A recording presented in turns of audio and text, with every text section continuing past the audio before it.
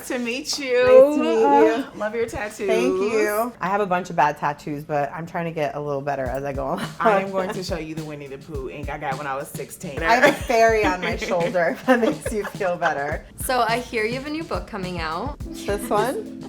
What was the most surprising part about the whole writing process? There was a lot that I wanted to say, and then I found when I was writing about some of the trauma and like my sexual assault, it was hard kind of connecting with those emotions again. And then when I did, I kind of found myself going down a rabbit hole a bit. Did you run into any writer's block while you were writing your book? I found it hard to stop. I have so much to say. I never shut up.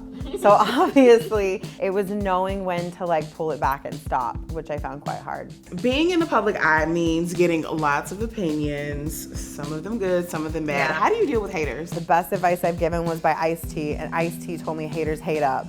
The people that are hating hate themselves, they're projecting. I try not to take it personally, but if they're just being rude, then I block them or I let my fans roast them. What for you is the craziest part about being a mother? Bodily fluids that get on you, like so much poop and so much pee and so much vomit and so much drool and like mashed up food. Is there one beauty product that you keep with you at all times? Probably lipstick.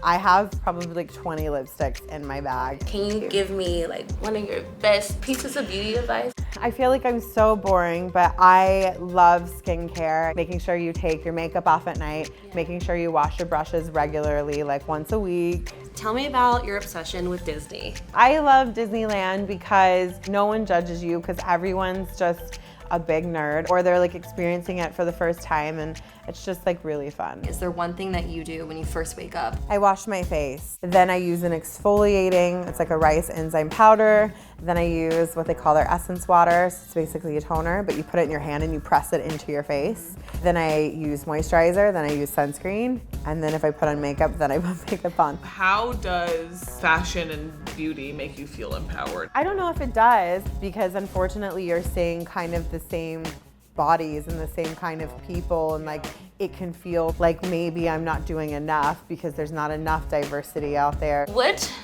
are you most excited about for this fall? I love like the holidays at Disneyland and feel like it's winter time even though they have fake snow falling and you're like melting. What's your favorite drink?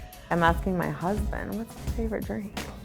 I love a lemon drop, he's right. What was your first job? I worked at a day spa called Southern Styles. It was in a strip mall in Laurel, Mississippi. I was a terrible employee. I was supposed to wipe down the tanning beds when people were done. Sometimes I didn't. If there was something on I was watching, I would just be like, oh. You've always paved your own way. Yeah. What advice do you have for younger girls who might want to follow in your footsteps? I think it's important to have people around you that understand where you're going and support you, and if you're not getting it, maybe they can't be in your life. Right. Really. So real. What was the last thing you Googled?